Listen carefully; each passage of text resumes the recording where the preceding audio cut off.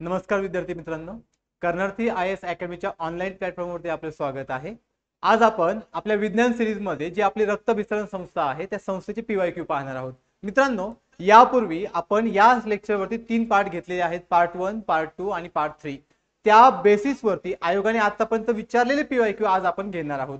मित्रांनो, ज्यावेळेस आपण रक्त विसरण संस्था पाहतो तर रक्त विसरण संस्था ही 3 वेगवेगळ्या पार्ट मध्ये डिवाइड झालेली आपल्याला पाहायला मिळते। मग त्यामध्ये आपल्याकडे रक्तवाहिन्या आहेत, त्यामध्ये आपल्याकडे ब्लड आहे आणि ह्यूमन हार्ट आहे। या तिघांना मिळून आपल्याकडे रक्त विसरण संस्था तयार होते। मग ज्यावेळेस आपण PYQ चा स्टडी करतो त्यावेळेस आपल्याला या तिघांचाही अभ्यास चांगला असणं गरजेचं आहे। मग मित्रांनो, ज्यावेळेस आपण PYQ पाहतो हे पूर्ण PYQ आपल्याला आपल्याकडे पंपिंग ऑर्गन काय आहे म्हणजे ह्यूमन हार्ट काय आहे किंवा आपल्या बॉडीमध्ये ब्लड काय आहे, ब्लड कशा प्रकारे काम करतं किंवा ते कुठे तयार होतं, या सगळ्या पॉइंट वरती आपल्याला आयोगाने प्रश्न विचारलेले आहेत। मग त्यातला जो आपला पहिला प्रश्न आहे, पहिल्या प्रश्नामध्ये पहा काय विचारलेला आहे। तर पहिला प्रश्न आपल्याला असा विचारला आहे की खालीलपैकी कोणत्या प्रकारच्या पांढऱ्या रक्त पेशींची टक्केवारी ही मनुष्याच्या शरीरामध्ये किंवा मनुष्याच्या रक्तामध्ये सर्वात कमी असते। तर मित्रांनो, आपल्या सगळ्यांना माहित आहे की आपल्या ह्यूमन बॉडीमध्ये जे काही ट्रान्सपोर्टेशन होतं ते ब्लड थ्रू होतं। मग लक्षात घ्या, ज्यावेळेस आपण ब्लडचा स्टडी करतो या ब्लड मध्ये आपल्याला नंबर ऑफ सेल पाहायला मिळतात।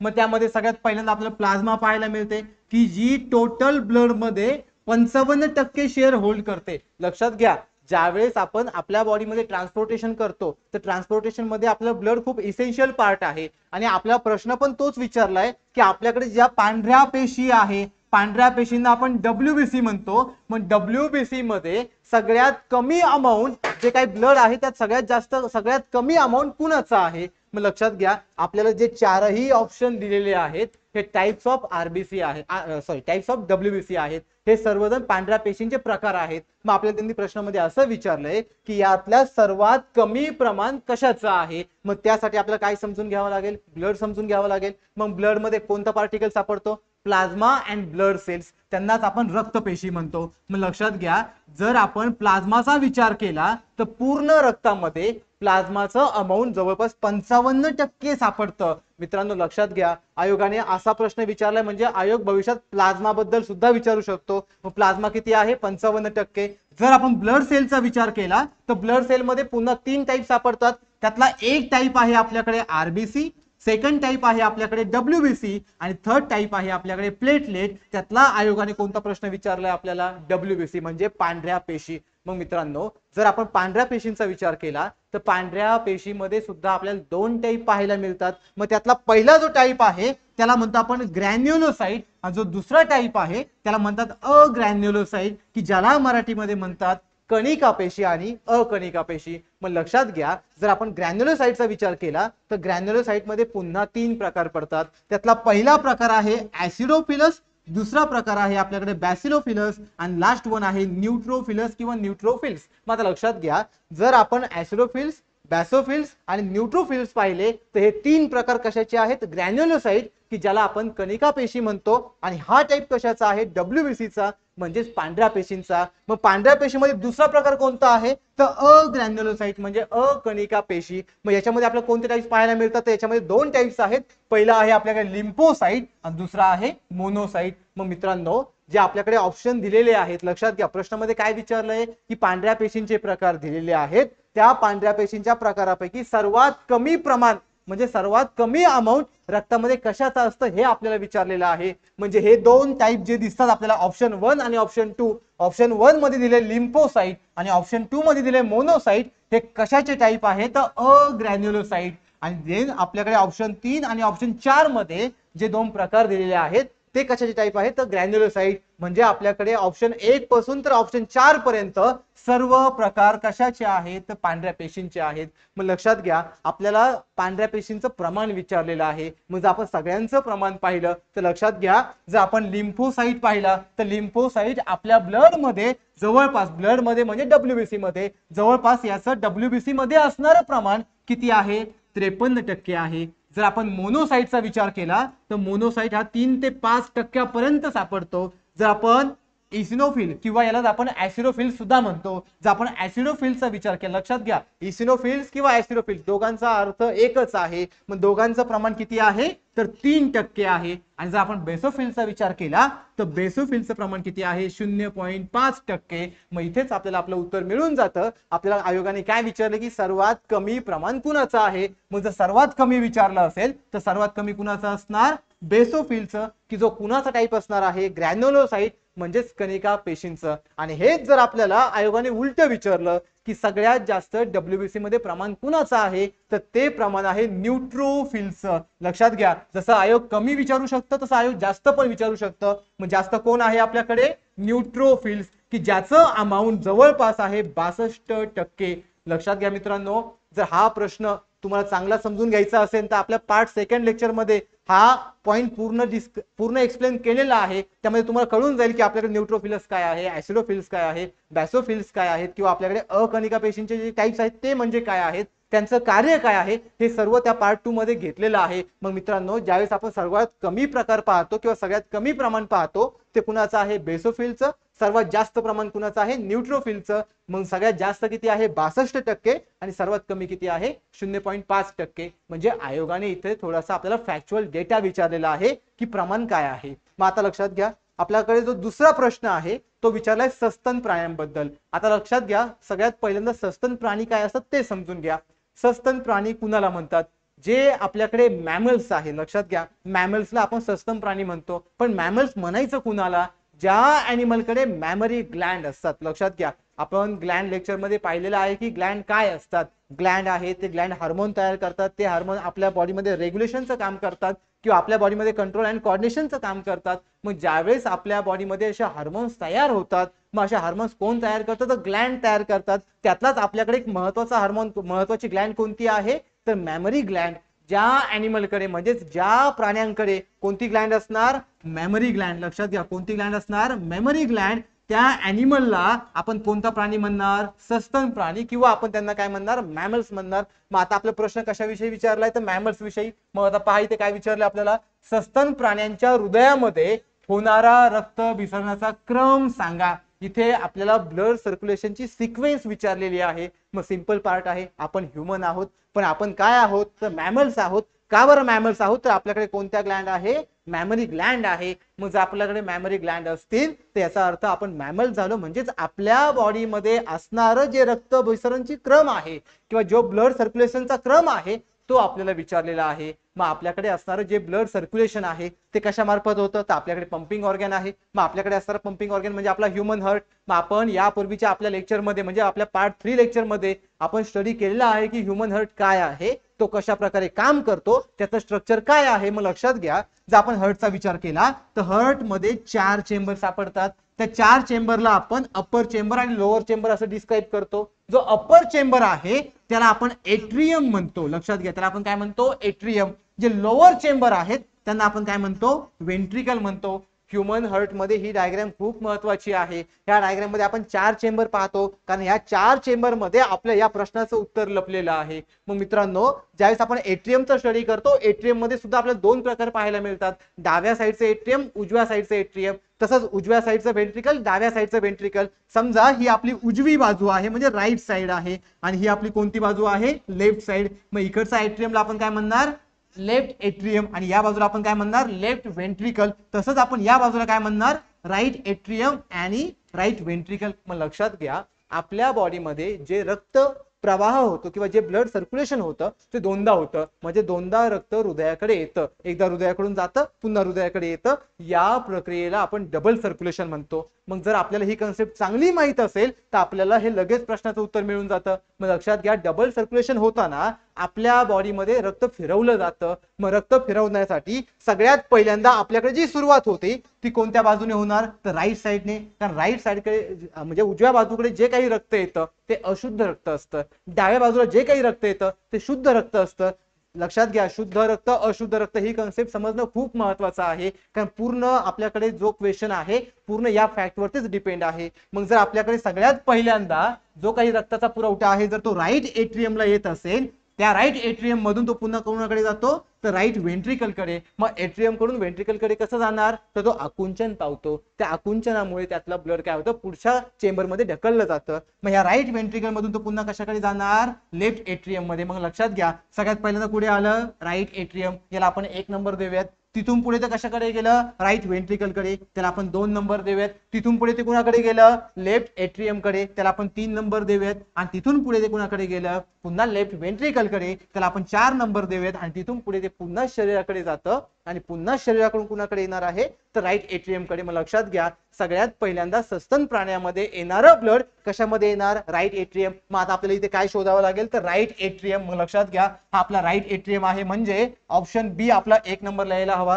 देन आपल्या पुढे काय म्हटलंय पहा ते ब्लड राईट एट्रियम मधून कुणाकडे जाणार तर राईट व्हेंट्रिकल मध्ये. म्हणजे आता आपल्याला काय शोधायचं आहे राईट व्हेंट्रिकल. मग आपल्याला असा ऑप्शन शोधावा लागेल बी नंतर काय हवं आपल्याला राईट व्हेंट्रिकल म्हणजे काय आला बी नंतर डी. मग डी ला आपण 2 नंबर देऊयात. देन पुन्हा राईट व्हेंट्रिकल मधून ते कुठे जाणार लेफ्ट एट्रियम मध्ये. मग लेफ्ट एट्रियम कुठे आहे आपल्याकडे 1 नंबरला, मग याला आपण 3 नंबर देऊयात. आणि लेफ्ट एट्रियम मधून सगळ्यात शेवटी कुणाकडे जाणार तर लेफ्ट व्हेंट्रिकल मध्ये, की ज्याला आपण किती नंबर देऊयात 4 नंबर देऊयात. मग लक्षात घ्या आपल्याला सिक्वेन्स भेटून गेली. मग आपल्याला आन्सर काय भेटलं पाहिजे सगळ्यात फर्स्ट बी आला पाहिजे. मग लक्षात घ्या आपल्याकडे बी इथे आहे, बी नंतर काय आला पाहिजे तर डी आला पाहिजे, डी आहे. डी नंतर काय आला पाहिजे आपल्याकडे ए आला पाहिजे, ए पण आहे. ए नंतर काय आला पाहिजे तर सी आला पाहिजे. मग लक्षात घ्या या प्रॉपर सिक्वेन्स मध्ये आपल्याला काय पाहायला मिळतंय तर हे हर्टचं फंक्शन पाहायला मिळतंय. मग जर आपल्याला ही कन्सेप्ट क्लिअर झालेली असेल तरच हा प्रश्न सोडवता येतो. मित्रांनो हा प्रश्न खूप सोपा आहे, फक्त त्यासाठी एक गोष्ट हवी ती म्हणजे कन्सेप्ट क्लिअरिटी. जर आपल्याकडे या कन्सेप्टचा चांगला अभ्यास असेल तर हा प्रश्न इझिली सुटतो. देन पुढचा प्रश्न आहे आपल्याकडे बंडल ऑफ हीज. आता लक्षात घ्या बंडल ऑफ हीज हा सुद्धा ब्लड सर्क्युलेशनचाच एक पार्ट आहे. ब्लड सर्क्युलेशन आपल्या बॉडीमध्ये ज्यावेळेस होतं म्हणजे आपल्या ह्युमन हार्ट कडून ज्यावेळेस सर्क्युलेशन चालू होतं त्यावेळेस तिथून व्हेंट्रिकल पासून मेसेज चालू होतात. मग लक्षात घ्या सगळ्यात पहिल्यांदा बंडल ऑफ हीज काय आहे ते समजून घ्या. तर आपल्या हृदयामध्ये किती चेंबर आहे 4 चेंबर. हे आपण या आधीच्या क्वेश्चन मध्ये पाहिलं. लक्षात घ्या त्याच बेसवरती हा क्वेश्चन आहे. जर आपल्याकडे हृदय ही कन्सेप्ट क्लिअर असेल, ह्युमन हार्ट आपल्याला चांगला समजत असेल तर हा पण प्रश्न सुटतो. लक्षात घ्या प्रश्नामध्ये काय विचारलंय बंडल ऑफ हीज हे कशाचे जाळे आहे. मग लक्षात घ्या त्यासाठी आपण अगोदर कन्सेप्ट पाहूयात मग उत्तराकडे जाऊयात. मग आपल्याकडे 4 चेंबर आहेत आपल्याला माहित आहेत. त्या 4 चेंबर मध्ये सगळ्यात पहिल्यांदा ब्लड कशामध्ये येतं तर राईट एट्रियम मध्ये येतं, आताच आपण पाहिलं. देन खाली काय असणार आहे राईट व्हेंट्रिकल, या साईडला काय असणार आहे लेफ्ट एट्रियम, या साईडला काय असणार आहे लेफ्ट व्हेंट्रिकल. मग जर आपल्याकडे सगळ्यात पहिल्यांदा ब्लड राईट एट्रियम मध्ये येत असेल तर राईट एट्रियम मध्ये येण्यापूर्वी ते ब्लड कोरोनरी सायनस मधून येतं. लक्षात घ्या कशामधून आलं कोरोनरी सायनस मधून. जर ते कोरोनरी सायनस मधून राईट एट्रियम मध्ये येत असेल तर राईट एट्रियम मधून ते पुन्हा कशामध्ये जाणार आहे तर व्हेंट्रिकल पार्ट मध्ये जाणार आहे. आणि ज्यावेळेस ते व्हेंट्रिकल पार्ट मध्ये जातं तर व्हेंट्रिकल पार्ट मध्ये जात असताना आपल्याला 2 नोड पाहायला मिळतात. एक नोड आहे एसए नोड, दुसरा नोड आहे आपल्याकडे एव्ही नोड. लक्षात घ्या हे नोड महत्वाचे आहेत कारण आपली कन्सेप्ट चालली आहे bundle of His. Bundle of His एक नेटवर्क आहे, एक जाळं आहे, एक फायबरस बॉडी आहे. फायबरस बॉडी आहे म्हणजे ही कॅरियर आहे, काहीतरी कॅरी करणार आहे. मग एसए नोड पासून एव्ही नोडला जो कनेक्ट करणारा पार्ट आहे त्याला आपण काय म्हणणार आहोत बंडल ऑफ हीज. लक्षात घ्या एसए नोड एव्ही नोड या दोघांना कनेक्ट करणारा जो पोर्शन आहे जो फायबर आहे त्याला आपण काय म्हटलं बंडल ऑफ हीज. मग आता जर आपण एसए नोड आणि एव्ही नोड जर दोघांना कनेक्ट करत असेल तर दोघांचं काम काय ते आता आपण पाहूयात. लक्षात घ्या एसए नोड मध्ये म्हणजेच ह्या राईट एट्रियमच्या पोर्शन मध्ये इम्पल्स तयार होतात. लक्षात घ्या काय तयार होतात इम्पल्स, की अशा इम्पल्सला मराठीमध्ये म्हणतात आवेग.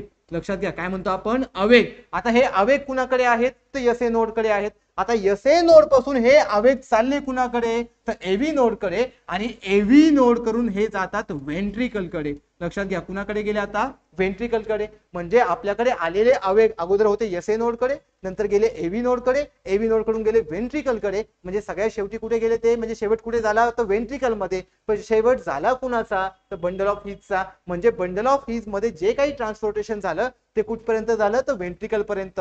जे काही ट्रान्सपोर्टेशन आहे म्हणजे फायबरस बॉडी आहे त्यांनी काय कॅरी केलं तर आवेग कॅरी केला. म्हणजे लक्षात घ्या मित्रांनो याचा अर्थ आपल्याकडे असणारे बंडल ऑफ हीज याचं रिलेशन कुणाशी जातंय तर व्हेंट्रिकलशी जात आहे. मग आपल्या क्वेश्चन मध्ये काय विचारलंय, बंडल ऑफ हीज हे कशाचं जाळं आहे. मग पहिल्यांदा आपला फर्स्ट ऑप्शन काय दिलंय पहा, संपूर्ण हृदयात पसरलेल्या मज्जातंतूंचे असते. तर अजिबात नाही. आपल्या सगळ्यांना मज्जातंतू माहित आहे. मज्जातंतू म्हणजे कोणते फायबर, तर नर्व फायबर. ते सेकंड मध्ये काय विचारलंय, संपूर्ण हृदयात पसरलेल्या स्नायुतंतूंचे असते. आता आपल्याला स्नायुतंतू पण माहित आहे. स्नायुतंतू म्हणजे कोणते फायबर, मसल फायबर. लक्षात घ्या हे पण एक फायबरच आहे, फक्त हे फायबर काय कॅरी करतोय, तर आवेग. आता आपल्याला फर्स्ट ऑप्शन मध्ये काय म्हटलंय, नर्व फायबर, तर अजिबात नाही, कारण आपण व्हेंट्रिकलचा स्टडी करतोय. सेकंड मध्ये म्हटलंय मसल फायबर, तर अजिबात नाही. म्हणजे आपल्याला आपल्या ऑप्शन मध्ये कोणता शब्द यायला हवा, तर व्हेंट्रिकल शब्द यायला हवा. आता व्हेंट्रिकल शब्द दोन ठिकाणी आहे. 3 नंबरला काय म्हटलंय पहा, the muscle fibre found only in to the ventricle, किंवा मराठीमध्ये काय म्हटलंय पहा, फक्त हृदयातील जी काही आपल्याकडे जमनिका किंवा जे काही व्हेंट्रिकल आहे त्यामध्ये पसरलेला स्नायुतंतू असतो. मी तुम्हाला आताच सांगितलं होतं की आपल्याकडे एसए नोड पासून एव्ही नोड आणि एव्ही नोड पासून व्हेंट्रिकल यांना आपण काय सप्लाय करतोय, तर आवेग सप्लाय करतोय. याची मित्रांनो एक डायग्राम आहे आपल्या लेक्चर 3 मध्ये, म्हणजे पार्ट 3 मध्ये याची एक प्रॉपर डायग्राम दिलेली आहे. जर तुम्ही ती डायग्राम पाहिली की तुम्हाला कळून जाईल की एसए नोड, एव्ही नोड आणि व्हेंट्रिकल यांचा कनेक्टिव्ह पार्ट म्हणजे फायबरस बॉडी म्हणजेच कोण आहे, तर बंडल ऑफ हीज. म्हणून आपलं उत्तर काय असणार, ऑप्शन नंबर 3. म्हणजे आपल्याला काय त्यांनी विचारलं होतं की बंडल ऑफ हीज हे जाळं कुठे आहे, तर कुठे आहे, व्हेंट्रिकल मध्ये. आणि व्हेंट्रिकल मध्ये आहे हे कोण सांगतंय, तर ऑप्शन नंबर 3 सांगतोय. म्हणजे ऑप्शन नंबर 3 मध्ये काय विचारलंय, काय सांगितलेलं आहे, फक्त हृदयातील व्हेंट्रिकल मध्ये. लक्षात घ्या हे जो व्हेंट्रिकलचा पोर्शन आहे फक्त हृदयातील व्हेंट्रिकल मध्ये पसरलेले एक आपल्याकडे फायबरस नेटवर्क आहे. म्हणजे लक्षात घ्या आपल्याला हा सुद्धा प्रश्न, आता आपला हा तिसरा प्रश्न आहे, हे तीनही प्रश्न सोडवण्यासाठी आपल्याला नॉलेजची गरज आहे. हे नॉलेज म्हणजे आपल्याकडे ही जी कन्सेप्ट आहे, जोपर्यंत कन्सेप्ट क्लिअर होत नाही तोपर्यंत आपल्याला याचं नॉलेज मिळत नाही, आणि जोपर्यंत नॉलेज मिळत नाही तोपर्यंत आपण एकदम कॉन्फिडंटली हा प्रश्न सॉल्व्ह करू शकत नाही. म्हणजे इथे आपल्याला ह्या कन्सेप्ट क्लिअर असणंच गरजेचं आहे. तर मित्रांनो पुढचा क्वेश्चन काय पहा, पुढच्या क्वेश्चन मध्ये विचारले आपल्याला की पुढील दोन विधानांपैकी कोणते विधान योग्य आहे. आता लक्षात घ्या आपल्याला इथे फक्त आता हा जो प्रश्न विचारलेला आहे ऍक्च्युली हा आपल्या ह्युमन ब्लड सर्क्युलेशनच्या रिगार्डिंग नाही, इथे आपल्याला टोटल एन्व्हायरमेंटच्या रिगार्डिंग म्हटलं तरी चालेल. मग काय विचारले पहा, इथे फर्स्ट आपल्याला असं विचारलेलं आहे, आपण दोन्ही ऑप्शन वाचूयात, इंग्लिश पण वाचूयात मराठी पण वाचूयात. इंग्लिश मध्ये काय म्हटलंय पहा, the fishes have the list develop sense of light. यालाच मराठीमध्ये आपण काय म्हणूयात, मासे या प्राणी वर्गात प्रकाशांचे ज्ञानेंद्रिय सर्वात कमी विकसित असते. म्हणजे त्यांनी ऑप्शन ए मध्ये असं विचारलेलं आहे की समजा आपण जर माशांचा विचार केला तर आपल्या सगळ्यांना माहिती की मासे ॲक्वॅटिक आहेत. ॲक्वॅटिक म्हणजे पाण्यामध्ये राहतात. मग जर ते पाण्यामध्ये राहत असेल तर आपल्याला असं वाटतं की पाण्यामध्ये तर प्रकाश जात नाही. जर पाण्यामध्ये प्रकाश जात नाही याचा अर्थ त्यांच्याकडे जो प्रकाशाचं जे सेन्स करणारा ऑर्गॅन आहे तो कमी विकसित असेल असं आपल्याला वाटून जातं आणि आपण याला योग्य म्हणतो. तर मित्रांनो हे तसं नाहीये. लक्षात घ्या जरी मासे पाण्यात राहत असतील तरी काही माशांना प्रकाश आयडेंटिफाय करण्याची जी काही कॅपॅसिटी ती एकदम स्ट्रॉंग असते. जर त्यांची कॅपॅसिटी स्ट्रॉंग असेल याचा अर्थ त्यांच्याकडे हा ऑर्गॅन जास्त विकसित आहे, कमी विकसित नाही. लक्षात घ्या जर आपण आपला विचार केला तर आपण इझिली काही पण पाहू शकतो. म्हणजे आपल्या आजूबाजूला जे आहे ते आपण पाहू शकतो. कशामुळे पाहू शकलं तर प्रकाश आहे. आपण तो प्रकाश आयडेंटिफाय करतो. आपले हे जे लेन्स आहेत, आपले हे जे आईज आहेत त्या प्रकाशाचं रिफ्लेक्शन घेतात. ते ज्यावेळेस ते प्रकाशाचं रिफ्लेक्शन घेतात त्यावेळेस आपण कोणताही ऑब्जेक्ट पाहू शकतो. म्हणजे आपला हा डोळा कसा आहे तर विकसित आहे. असेच माशांचे जे डोळे आहे किंवा माशाचे जे लाईटला सेन्स करणारे जे ऑर्गॅन आहे किंवा जो अवयव आहे तो पण कसा असणार आहे, विकसित असणार आहे. पण यांनी काय म्हटलंय, कमी विकसित. म्हणजे हा पर्याय काय झाला, अयोग्य झाला. आता ऑप्शन नंबर बी मध्ये काय म्हटलंय पहा, सर्पामध्ये 4 कप्पी हृदय बसते. आणि इथे काय म्हटलंय पहा, snakes do not have 4 coupled heart. आता लक्षात घ्या इथे आपल्याकडे थोडंसं टायपिंग मिस्टेक झालेला आहे. इथे काय हवं, डू नॉट. लक्षात घ्या इथे काय म्हटलंय, डू नॉट. म्हणजे जो काही आपल्याकडे स्नेक्स आहे म्हणजे सापांची व्हरायटी आहे किंवा साप आहेत की त्यांच्याकडे जे काही 4 चेंबरचं हृदय आहे ते नसतं असं त्यांनी म्हटलेलं आहे. तर लक्षात घ्या आपल्याला माहित आहे की समजा ह्युमनचा जर आपण विचार केला तर आपल्याकडे 4 कप्प्यांचं हृदय आहे. 4 कप्प्यांचं म्हणजे 4 चेंबरचं हृदय आहे. त्या 4 चेंबरला आपण काय म्हणतो, एट्रियम आणि व्हेंट्रिकल म्हणतो. मग त्यामध्ये डावी बाजू आणि उजवी बाजू असं आपण त्यांना डिवाइड केलेलं आहे.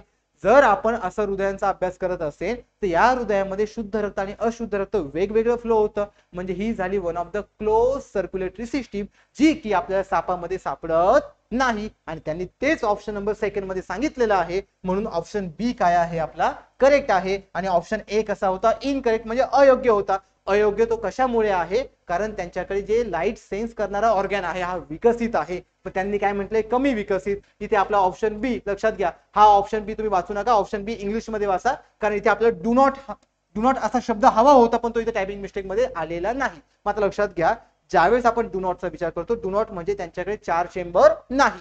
मग जर 4 चेंबर नसतील तर हा ऑप्शन आपला बरोबर आहे, कारण स्नेककडे जी सर्क्युलेटरी सिस्टीम आहे त्यांच्यामध्ये विशिष्ट धमन्या किंवा विशिष्ट ब्लड वेसल्स आपल्याला पाहायला मिळत नाही, म्हणून त्यांच्याकडे असे चेंबर सुद्धा पाहायला मिळत नाही, म्हणून हा ऑप्शन आपला बरोबर आहे. चला आता पुढचा प्रश्न आहे आपल्याकडे, पुढील पैकी कोणते विधान योग्य आहे? पुन्हा आपल्याला ब्लड सेल बद्दलच विचारलंय. लक्षात घ्या, पहिला क्वेश्चन आपण पाहिला होता, पहिला क्वेश्चन आपला WBC बद्दल होता, हा पण क्वेश्चन आपला WBC बद्दल आहे. यावरून आपल्याला एक गोष्ट समजते की आयोग WBC वरती विचारतंय, WBC वरती विचारते म्हणजे RBC वरती पण विचारेल, RBC वरती विचारते म्हणजे प्लेटलेट वरती पण विचारतील, कारण हे तिघे पण काय आहेत तर ब्लड सेलचे टाइप्स आहेत. मग लक्षात घ्या, पहिला प्रकार काय विचारले आपल्याला पहा, पांढऱ्या रक्तपेशी अस्थि मज्जेमध्ये बनतात किंवा इथं अस्थि मध्यात झालेला आहे, याला सिंपल लक्षात ठेवा की बोन मॅरो, याला आपण काय म्हणणार आहोत, बोन मॅरो. मराठी शब्द इथे आपला चुकलेला आहे, ऍक्च्युअली तिथे शब्द काय हवा होता आपला, अस्थि मज्जू. अस्थि मज्जू म्हणजेच काय, बोन मॅरो. जर आपण बोन मॅरोचा विचार केला तर आपण सुरुवातीला शिकलेलो आहोत आपल्या पार्ट 3 मध्ये, किंवा तुम्हालाही सगळ्यांना माहित आहे की आपल्याकडे ज्या रक्तपेशी आहेत, मग इव्हन त्या लाल पेशी असतील किंवा पांढऱ्या पेशी असतील, जर आपण ऍडल्ट ह्युमनचा विचार केला तर त्या कशामध्ये तयार होतात, तर बोन मॅरो मध्ये. म्हणजे आपला हा ऑप्शन कसा आहे तर करेक्ट आहे. ते सेकंड त्यांनी काय म्हटलंय, पांढऱ्या पेशी आपल्या बॅक्टेरियांना संपवतात किंवा बॅक्टेरियांना किल करतात. मग आपल्याला सगळ्यांना माहित आहे की आपल्याकडे WBC असतात, की ज्या WBC ला आपण पांढऱ्या पेशी म्हणतो. या पांढऱ्या पेशी आपल्या बॉडीमध्ये ऍज अ सोल्जर सारखं काम करतात. जर ते आपल्या बॉडीमध्ये ऍज अ सोल्जर सारखं काम करत असतील म्हणजे ते आलेल्या फॉरेन पार्टिकलला किल करण्याचं काम करतात. मित्रांनो खूप सोपं आहे, लक्षात घ्या. समजा मी आहे, जर मी माझ्या बॉडीचा विचार केला तर माझी बॉडी एक होस्ट आहे. जर माझ्या बॉडीमधून बाहेरचा पार्टिकल एखादा येत असेल, बाहेरचा particle means like as a micro organism किंवा एखादा बॅक्टेरिया, आपण बॅक्टेरियाचाच विचार करू कारण आपल्या क्वेश्चन मध्ये बॅक्टेरिया म्हटलेला आहे. जर तो बॅक्टेरिया माझ्या बॉडीमध्ये येत असेल तर त्या बॅक्टेरियाला अँटीजन म्हणतात. मग माझी बॉडी होस्ट झाली, मग माझी होस्ट बॉडी काय तयार करणार, अँटीबॉडी तयार करणार. अँटीबॉडी कोणी तयार केली तर WBC ने, म्हणजे पांढऱ्या पेशींनी.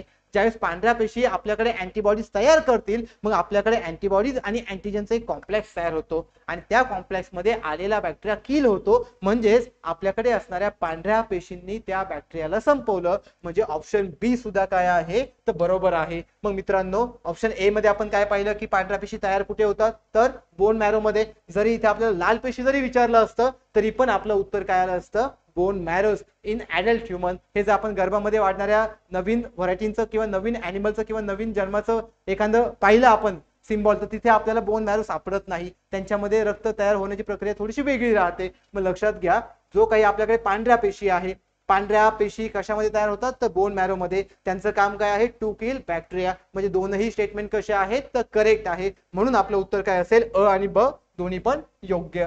आता पुढचा प्रश्न पहा काय आहे, युरियाचं वहन कोण करतं? आता आपल्या सगळ्यांना माहित आहे की युरिया काय आहे. लक्षात घ्या, आपण सर्वजणांनी एक्सक्रिएटरी सिस्टीमचा अभ्यास केलेला आहे. ऍक्च्युअली हा जो क्वेश्चन आहे हा मिक्स आहे. मिक्स म्हणजे हा एक्सक्रिएटरी सिस्टीम मध्ये पण येतो आणि आपल्या ब्लड सर्क्युलेटरी सिस्टीम मध्ये पण येतो, कारण दोन्ही पण एक लाईफ प्रोसेस आहे, दोन्ही पण एक मानवी क्रिया आहेत.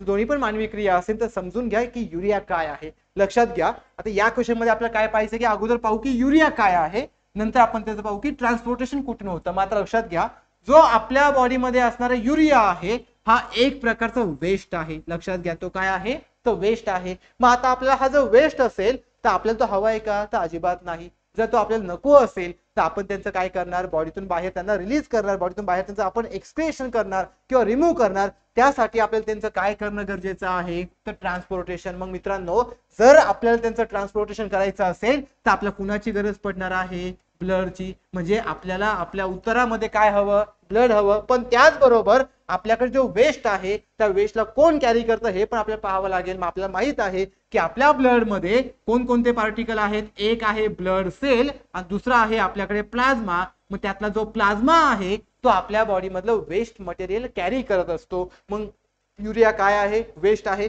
जर युरिया वेस्ट असेल तर त्याला कॅरी कोण करेल, प्लाझ्मा. मग प्लाझ्मा कशामध्ये आहे, ब्लड मध्ये आहे. मग आता आपलं उत्तर काय असायला हवं, प्लाझ्मा प्लस ब्लड हे आपलं यामध्ये आन्सर असायला हवं. मग लक्षात घ्या, जर युरिया आपल्या बॉडीमध्ये वेस्ट मटेरियल असेल तर त्याला कॅरी कोण करणार, ब्लड. पण ब्लड कशापासून बनलेला आहे तर ब्लड सेल आणि प्लाझ्मा पासून बनलेला आहे. मग त्यातला प्लाझ्मा आपल्या बॉडीमध्ये काय कॅरी करतो, तो वेस्ट कॅरी करतो. लक्षात घ्या, मग कोणतं वेस्ट कॅरी करतो तर युरिया कॅरी करतो. त्याच प्रकारे प्लाझ्मा आपल्या बॉडीमध्ये कार्बन डायऑक्साइड सुद्धा कॅरी करतो. आणि हा कार्बन डायऑक्साईड सुद्धा आपल्यासाठी वेस्ट मटेरियल आहे. जर आपण चांगल्या मटेरियलचा विचार केला किंवा युजफुल मटेरियलचा विचार केला तर त्याला कॅरी करण्यासाठी आपल्याकडे असतात आरबीसी, की जे कशामध्ये जाणार, ब्लड सेल मध्ये जाणार. मग जर आपण आरबीसीचा विचार केला तर आरबीसी मध्ये हिमोग्लोबिन आहे की जो आपल्या बॉडीमध्ये ऑक्सिजन कॅरी करतो, आणि जो प्लाझ्मा आहे की जो आपल्या बॉडीमध्ये वेस्ट मटेरियल कॅरी करतो, लाईक एज CO2 किंवा युरिया. लक्षात घ्या, ज्यावेळेस आपल्याकडे असणारा युरिया हा वेस्ट मटेरियल म्हणजे ब्लड कॅरी करतो, म्हणजे तो काय झाला, वन ऑफ द प्लाझ्मा. म्हणून आपला आन्सर काय असायला हवं, प्लाझ्मा प्लस ब्लड, म्हणजेच ऑप्शन नंबर 1, ज्याला की आपण काय म्हणणार, जीवद्रव्य प्लस रक्त. लक्षात घ्या, विदाऊट ब्लड आपल्या बॉडीमध्ये ट्रान्सपोर्टेशन होऊ शकत नाही. आता हा जो प्रश्न आहे, या प्रश्नामध्ये लक्षात घ्या काय विचारलं की कोणत्या प्राण्याचे हृदय सर्वात मोठे असते. आता हा थोडा लॉजिकल क्वेश्चन आहे. लॉजिकल म्हणजे काय, जर आपण हे चारही प्राणी व्यवस्थित पाहिलेले असतील तरी सुद्धा आपण याचं उत्तर देऊ शकतो. मग मित्रांनो, आता आपल्या सगळ्यांना माहिती आहे की हृदय काय प्रकार आहे, म्हणजे ह्युमन हार्ट काय प्रकार आहे. तर ह्युमन हार्ट आपल्या बॉडीमध्ये सर्क्युलेशन करतो, बरोबर. सर्क्युलेशन करतो म्हणजे काय करतं की टॉप टू बॉटम, म्हणजे आपल्या बॉडीच्या डोक्यापासून तर पायापर्यंत जे काही ब्लड आहे ते कॅरी करण्याचं काम करतो. मग तुम्ही असं इमॅजिन करा की समजा मी इथे एक ॲनिमल उभा आहे, माझ्या बाजूला अजून एक ॲनिमल उभा आहे की तो माझ्यापेक्षाही मोठा आहे. जर तो माझ्यापेक्षाही उंचीला मोठा असेल तर सिंपल आहे, त्याची साईज आणि माझी साईज किंवा माझी लेंथ आणि त्याची लेंथ, दोघांपैकी लेंथ कुणाची मोठी असते तर त्याची, कारण तो माझ्यापेक्षा मोठा आहे. जर त्याची लेंथ माझ्यापेक्षा मोठी असेल तर त्याच्यामध्ये जे ब्लडचा प्रेशर असणार आहे तो कमी असेल की जास्त असेल, तर जास्तच असणार आहे. का बरं जास्त असणार आहे, कारण त्याची हाईट मोठी आहे, मग त्यांना जास्त प्रेशरने ते ब्लड पुढे पंप करावं लागेल. मग आता सिंपल आहे, जर प्रेशर जास्त हवा असेल तर त्यांना त्यांच्या बॉडीमध्ये हृदय पण कसं असावं, तर मोठंच असावं लागेल. जेवढं हृदय मोठं असेल तेवढा प्रेशर पण कसं असेल, जास्त असेल. मग सेम कन्सेप्ट इथे आहे. जर आपण इथे 4 प्राणी पाहिले, पहिला आहे मगर, दुसरा आहे हत्ती, तिसरा आहे सिंह आणि चौथा आहे जिराफ, तर आपल्याला लगेच समजतं की या सर्वांमध्ये सर्वात जास्त उंची कुणाची आहे, तर आपल्याकडे जिराफची आहे. लक्षात घ्या, जिराफची उंची कशी, तर जिराफची नेक पण सगळ्यात मोठी आहे, प्लस जिराफची हाईट पण कशी आहे, मोठी आहे ऍज कम्पेअर टू एलिफंट. जर आपण हत्तीचा विचार केला तर हत्ती हा जिराफ पेक्षा हाईटने कमीच आहे, कारण जिराफची नेक खूप उंच असते. मग लक्षात घ्या, समजा आता आपण हा जिराफ काढूया, समजा आता आपला हा जिराफ आहे. जर आता आपण हा जिराफचा विचार केला तर जिराफ मध्ये समजा आपण इमॅजिन करू की इथे त्यांचा हर्ट आहे, इथे त्यांचं हृदय आहे. त्यांना ह्या हृदयाला पूर्ण मानेपर्यंत किंवा पूर्ण बॉडीच्या टॉप पोर्शन पासून तर एकदम बॉटम पोर्शन पर्यंत काय करायचंय, ब्लड सर्क्युलेशन.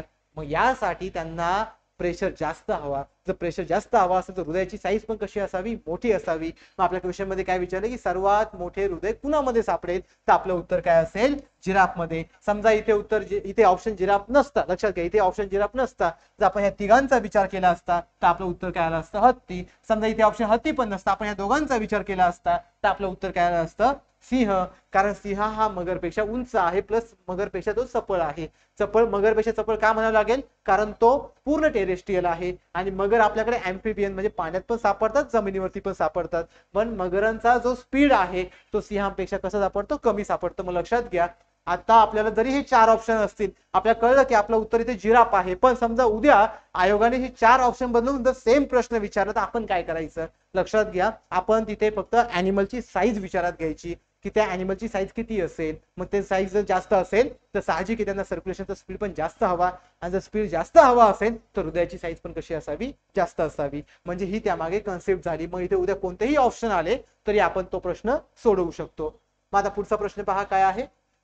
पुढचा प्रश्न आपल्याला असं विचारला आहे, what is true in case of cold blooded animal. आता लक्षात घ्या, आपल्या कोल्ड ब्लडेड ॲनिमल बद्दल कंडिशन विचारलेली आहे. त्यांनी असं विचारलंय की आपल्याकडे जे कोल्ड ब्लडेड ॲनिमल आहे त्यांच्या बाबतीत कोणते विधान योग्य आहे किंवा कोणते विधान सत्य आहे. आता लक्षात घ्या, cold blooded and warm blooded असे 2 कंडिशन असतात. लक्षात घ्या, आपल्या ॲनिमल बॉडीमध्ये 2 टाईपचे ब्लड आपल्याला सापडतात, एक असतात कोल्ड ब्लडेड आणि दुसरे असतात आपल्याकडे वॉर्म ब्लडेड. आता कोल्ड आणि वॉर्म कशाला म्हणायचं, लक्षात घ्या, जर आपण आपला इझिली हात पकडला किंवा आपण जर कोणत्याही एखाद्या ॲनिमलला किंवा आपण एखाद्या व्यक्तीला जर टच केलं, आपल्याला कळतं की त्यांची बॉडी थोडीशी गरम जाणवते, की आपण इझिली म्हणून जातो की आपली बॉडी रूम टेम्परेचर जवळपास 37 पर्यंत सापडते, म्हणजे 37 डिग्री सेल्सिअस पर्यंत आपलं टेम्परेचर सापडतं. याच्यावरून आपली गोष्ट समजते की आपल्या बॉडीमध्ये जे असणारं ब्लड आहे ते कसं असणार, वॉर्म असणार की कोल्ड असणार, तर कोल्ड नसून वॉर्म असणार. म्हणजे लक्षात घ्या, आपल्याला लगेच कळतं की जर एखाद्या प्राण्यामध्ये ऍक्टिव्हिटी जास्त होत असतील तर अशा प्राण्यांमध्ये सापडणारं जे ब्लड आहे ते कोणत्या कंडिशन मध्ये असणार, तर वॉर्म कंडिशन मध्ये असणार, म्हणजे थोडंसं गरम असणार, काहीतरी त्याला टेम्परेचर असणार. आणि हेच जर एखादा आपण कमी ऍक्टिव्हिटी वाला अॅनिमल पाहिला तर त्या कमी ऍक्टिव्हिटी वाल्या अॅनिमल मध्ये ज्या काही लाईफ प्रोसेस पासून तयार होणार किंवा जे काही सर्क्युलेशन मधून जाणार ब्लड आहे तर as compare to warm blood कसं असणार, कोल्ड असणार. मग आपल्याला प्रश्नामध्ये काय विचारलंय की कोल्ड ब्लडेड कंडिशन कोणती आहे. मग आता आपल्याला इथे भरपूर कंडिशन दिलेल्या आहेत. फर्स्ट मध्ये काय म्हटलंय पहा, रक्त गोठलेले असते म्हणजे रक्ताचं पूर्ण रक्त फ्रीज झालेलं असतं, सिंपल पार्ट आहे. आपण पाहिलं की ब्लड हे आपल्या बॉडीमध्ये ट्रान्सपोर्टेशन करतं. जर ब्लड फ्रीज झालं तर ते पुढे जाऊ शकतं का रे, अजिबात नाही, म्हणजे ते एकाच जागी थांबणार. जर ते एकाच जागी थांबलं तर त्या प्राण्यांमध्ये ट्रान्सपोर्टेशन होईल का, तर नाही होणार. म्हणजे आपल्याला ब्लड फ्रीज नको घ्यायला. ते आपल्या पुढे काय म्हटले पहा, रक्त थंड असतं. ते ऑप्शन 3 मध्ये काय म्हटले पहा, शरीराचे तापमान बाहेरच्या तापमानानुसार बदलत असतं. हे आपल्या बॉडीमध्ये सुद्धा होतं, हे पण नको आपल्याला. देन पुढे काय म्हटले पहा, शरीराचे तापमान स्थिर असते. हेच जर आपण इकडे पाहिलं तर इकडे पण आपल्याला तेच ऑप्शन दिसतात. मग लक्षात घ्या, यावरून आपल्याला कळतं की जर आपण आपला विचार केला, लक्षात घ्या हे पूर्ण आपल्या अपोजिट कन्सेप्ट आहे. जर आपण आपला विचार केला तर आता आपलं ब्लड गरम आहे. गरम कशामुळे आहे, तर आपल्या बॉडीमध्ये वेगवेगळ्या प्रकारच्या रिएक्शन चालू आहे, आपल्या बॉडीमध्ये वेगवेगळ्या प्रकारच्या हालचाली चालू आहेत, आपण एक लाईफ प्रोसेस परफॉर्म करतोय, म्हणून आपलं ब्लड वॉर्म कंडिशन मध्ये आहे, म्हणजे गरम कंडिशन मध्ये आहे. आणि इथे आपल्याला काय विचारलंय, तर कोल्ड ब्लडेड. मग कोल्ड ब्लडेड मध्ये काय असतात की त्यांचं ब्लड कोल्ड आहे किंवा त्यांच्याकडे ज्या काही ऍक्टिव्हिटी होतात त्या कशा होत असतात, तर कमी प्रमाणात होत असतात. म्हणजे मित्रांनो हा क्वेश्चन खूप सिंपल आहे. हा सुद्धा आपल्या डेली लाईफ बद्दल किंवा डेली लाईफ विषयी सुद्धा हा इझिली आपण त्या नॉलेज वरती सुद्धा सोडू शकतो. यासाठी वेगळं काही वाचण्याची वगैरे काही गरज नाही. देन पुढचा क्वेश्चन आहे आपल्याकडे, सामान्य लाल रक्तपेशींचा जो आकार आहे तो कसा असतो असं आपल्याला विचारलेला आहे. आता लक्षात घ्या, जे आपल्याकडे लाल पेशी सापडतात, आता लाल पेशी आपल्या सगळ्यांना माहित आहे, आपल्याला आरबीसी आहेत, डब्ल्यूबीसी आहेत, प्लेटलेट आहेत. मग ज्या काही आपल्याकडे सेल्स आहेत त्या सेल्स ह्या सगळ्या कंबाईन होतात. कोणकोणत्या सेल, आरबीसी, डब्ल्यूबीसी, प्लेटलेट. ज्या सर्व सेल एकत्र येतात तिथून पुढे ते आपल्या ह्यूमन बॉडीमध्ये ब्लड सेल तयार करतात. आणि ब्लड सेल आणि प्लाझ्मा ज्यावेळेस एकत्र येतात तिथून पुढे आपल्या बॉडीमध्ये काय तयार होतं, तर ब्लड तयार होतं. मग लक्षात घ्या, आपल्याकडे ज्या कंडिशन आहेत, आता कंडिशन इथे वेगवेगळ्या दिलेल्या आहेत. पहिली कंडिशन दिली कोयता. कोयता म्हणजे कोणता शेप, तर सिकल शेप. आता लक्षात घ्या, सिकल शेप आपल्या ब्लडचा केव्हा असतो, तर एका कंडिशन मध्ये असू शकतो, जर आपल्या ह्यूमनला सिकल सेल ॲनिमिया जर असा आजार आपल्याला होत असेल किंवा झाला असेल तर आपल्या ब्लडचा शेप कसा असणार, सिकल. ब्लडचा म्हणजे आरबीसीचा म्हणजे लाल पेशींचा. लाल पेशींचा शेप सिकल केव्हा असणार, जर आपल्या बॉडीमध्ये कोणता आजार झालेला असेल, सिकल सेल ॲनिमिया. लक्षात घ्या, जर प्रश्नामध्ये असं विचारलं असतं की लाल पेशी सिकल सेल ॲनिमिया मध्ये कोणत्या आकाराच्या असतात, तर कोणत्या आकाराच्या, सिकल. पण इथे आपल्याला काय विचारलंय, फक्त लाल पेशींचा आकार कसा असतो. देन पुन्हा काय विचारले पहा, आपल्याकडे बाय कॉन्व्हेक्स स्ट्रक्चर आणि पुन्हा विचारलंय बाय कॉन्केव्ह. तर आपल्या लक्षात घ्या, सगळ्यांना माहित आहे की आपल्याकडे बाय कॉन्केव्ह आणि बाय कॉन्व्हेक्स या स्ट्रक्चर पैकी कोणतं स्ट्रक्चर सापडतं आपल्याकडे, बाय कॉन्केव्ह स्ट्रक्चर. मग आता लक्षात घ्या, सिकल सेल कधी असणार, जर आपल्याकडे बाय कॉन्केव्ह शेप हा कोयत्यासारखा म्हणजे सिकल किंवा विळ्यासारखा शेपचा होत असेल, हा एक आजार आहे, त्याच वेळेस आपला शेप कसा होतो, सिकल शेपचा. अदरवाईज आपल्याकडे लाल पेशी कशा सापडतात, कॉन्केव्ह शेपच्या सापडतात. मग लक्षात घ्या, ज्या वेळेस आपण ब्लडचा शेप वगैरे पाहतो, या गोष्टी क्लिअर करण्यासाठी आपल्याला पुन्हा कोणाकडे जावं लागेल, तर आपल्या पार्ट 1, पार्ट 2, पार्ट 3. ज्या मुलांनी पार्ट 1, पार्ट 2, पार्ट 3 सगळे पाहिलेले आहेत त्यांना हे पीवायक्यू अजिबात अवघड जाणार नाही. आता जो आयोगाने प्रश्न विचारलेला आहे हा आपल्या नॉलेज बेसवरती विचारलाय. मग पहा त्यांनी काय विचारलाय,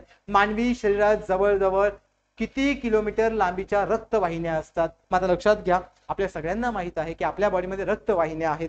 त्या रक्तवाहिन्यामध्ये धमन्या आहेत, त्या रक्तवाहिन्यामध्ये शिरा आहेत, त्या रक्तवाहिन्यामध्ये केशिका आहेत, म्हणजे आर्टरी, वेन्स आणि आपल्याकडे असणाऱ्या कॅपिलरी. मग यांची जर आपण लांबी मोजली तर ती लांबी किती असते ते विचारलेलं आहे. मग लक्षात घ्या, ती लांबी असते आपल्याकडे 97,000 किलोमीटर. किती आहे, 97,000 किलोमीटर. आता लक्षात घ्या, आयोगाने याच प्रश्नामध्ये दोन वेगवेगळी उत्तरं दिलेली आहे, कारण हा प्रश्न रिपीट झालेला आहे.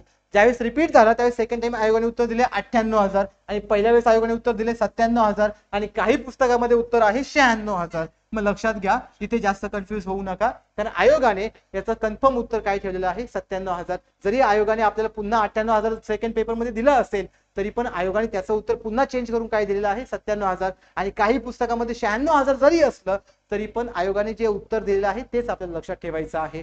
देन हा जो प्रश्न आहे हा प्रश्न फॅक्च्युअल आहे, आपल्या लक्षात राहू शकतं की जर आपण आपल्या बॉडीच्या रक्तवाहिन्या काढल्या आणि जर आपण त्यांना असं मोजत गेलो तर त्यांची लेंथ जवळपास किती भरते, तर 97,000 किलोमीटर. हाच प्रश्न पुन्हा रिपीट झालेला आहे आणि या प्रश्नाच्या वेळेस उत्तर आयोगाने काय दिलं होतं आपल्याला, 98,000, की जे यामध्ये नाही सापडलं म्हणून आयोगाने पुन्हा काय केलं, 97,000. एकदा हा मागचा प्रश्न पहा. हा, यामध्ये 98,000 आहे, म्हणजे आयोगाने याचं उत्तर 98 दिलं होतं आणि याचं उत्तर काय दिलं होतं, तर 97 दिलं होतं. यापुढे आता पुढचा प्रश्न आहे आपल्याकडे, रक्त गोठण्याची क्रिया सुरू करण्याचे कार्य कोण करतात. तर लक्षात घ्या, आपल्या सगळ्यांना माहित आहे आपल्याकडे पांढऱ्या पेशी आहे, आपल्याकडे लाल पेशी आहे. लाल पेशी आपल्याकडे ऑक्सिजन घेऊन जातात, पांढऱ्या पेशी आपल्याकडे फायटर आहेत म्हणजे सोल्जरचं काम करतात, आणि जे आपल्याकडे प्लेटलेट आहेत, लक्षात घ्या आपल्या रक्तपेशीमध्ये म्हणजे ब्लड सेलमध्ये प्लेटलेट सुद्धा सापडतात. ज्या आपल्याकडे प्लेटलेट आहेत या प्लेटलेट आपल्या मानवी रक्ताला गोठवण्याचं काम करतात. मग आता लक्षात घ्या, जर आपण WBCचा विचार केला पांढऱ्या पेशींचा, तर हे आपल्या बॉडीमध्ये काय आहे, सोल्जर आहेत. लक्षात घ्या काय आहे, सोल्जर. जर आपण RBCचा विचार केला तर हे आपल्या बॉडीमध्ये कॅरियर आहेत, काय कॅरी करतात, ऑक्सिजन. लिम्फ काय आहेत, लिम्फ सुद्धा एक वाहिनी आहेत, एक वेसलचा प्रकार आहे. आणि जर आपण ब्लड प्लेटलेटचा विचार केला तर हे आपलं काय करतात, ब्लड क्लॉटिंग करतात, म्हणजे आपलं रक्त गोठवण्याचं काम करतात किंवा ब्लड कॉइग्युलेशनचं काम करतात. मग मित्रांनो, आपला जो पुढचा क्वेश्चन आहे तो विचारला हायपर टेन्शन बद्दल. आता हायपर टेन्शन काय आहे, ज्या मुलांनी पार्ट 3चं लेक्चर पाहिलं असेल त्यांना माहित आहे की पार्ट 3 मध्ये आपण सगळ्यात शेवटी एक टेबल घेतला होता ब्लड प्रेशरचा. मग त्यामध्ये आपण वेगवेगळ्या प्रकारचे ब्लड प्रेशर पाहिले, जवळपास 5 प्रकारचे ब्लड प्रेशर पाहिले. त्यामध्ये आपण हायपर टेन्शन मध्ये पण स्टेज पाहिला, स्टेज नंबर 1, स्टेज नंबर 2 आणि फायनल हायपर टेन्शन. मग इथे आपल्याला काय विचारलंय पहा, की उच्च ताणासारख्या म्हणजे हायपर टेन्शन आजार टाळण्यासाठी ते काही क्षारांचं सामान्य सेवनाचे प्रमाण आहे ते किती असावे. मग लक्षात घ्या, त्यांनी असं विचारलंय की आपण सॉल्ट खातो, बरोबर, त्या सॉल्टमुळे आपल्याकडे काय होतं, हायपर टेन्शन. मग आपल्या जेवणामध्ये किंवा आपण जे काही सेवन करतो त्या सेवनामध्ये सॉल्टचं अमाऊंट किती असावं. मग मित्रांनो, प्रश्न एकदम सोपा आहे की आपल्याकडे इथे लक्षात घ्या काय काय ऑप्शन दिलाय, 2.5 ग्रॅम, 7.8 ग्रॅम, 5 ग्रॅम आणि 1.2 ग्रॅम. मग लक्षात घ्या, आपल्या जेवणामध्ये जे काही सॉल्टचं अमाऊंट असावं ते जवळपास किती असावं, तर नियर अबाउट 5 ग्रॅमच्या आसपास असावं. चला पुढे या. आता पुढचा क्वेश्चन पहा काय विचारलेला आहे,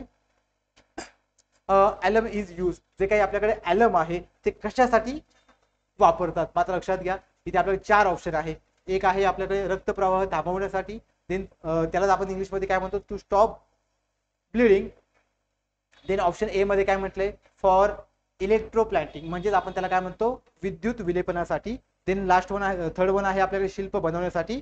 आणि फोर्थ वन आहे आपल्याकडे काच व रंग बनवण्यासाठी किंवा for manufacturing of glass and in paint industries. मात्र लक्षात घ्या की आपल्याकडे जो ॲलम आहे, ॲलम हा आपल्याकडे एक बॉडीमध्ये ज्यावेळेस आपण याचा यूज करतो, बॉडीमध्ये म्हणजे आपल्या जनरल लाईफमध्ये, त्यावेळेस लाईफमध्ये यूज करताना सो आपल्याकडे बायोलॉजीमध्ये आता यांचा काय यूज असणार आहे का, नाही. म्हणजे आपण यांचा यूज कुठे करणार, आपल्या ब्लिडिंगमध्ये. मग आपल्या ब्लिडिंगमध्ये जो काही ॲलमचा पार्ट असणार आहे तो कुठे असणार आहे, टू द स्टॉप ब्लिडिंगमध्ये. मग मित्रांनो, आता आपण जे काही PYQ पाहिलेले आहेत, आय होप हे PYQ तुम्हाला चांगले समजलेले असतील. पण हे PYQ सोडवण्यासाठी आपली कन्सेप्ट क्लिअरिटी खूप महत्त्वाची आहे आणि त्या कन्सेप्ट क्लिअरिटीसाठी आपल्याला सर्व लेक्चरचा अभ्यास करणं सुद्धा खूप गरजेचं आहे. मग या कन्सेप्ट क्लिअरिटीसाठी आपल्या ऑलरेडी पार्ट 1, पार्ट 2 आणि पार्ट 3 हे आपण युट्यूबवरती युट्यूबवरती पोस्ट केलेले आहेत. मग तुम्ही ते लेक्चर सर्व चांगले पाहून घ्या, जेणेकरून तुम्हाला ह्या सगळ्या प्रश्नांची उत्तरं इझिली सोडवता येतील. थँक्यू. किती वेळ झालं.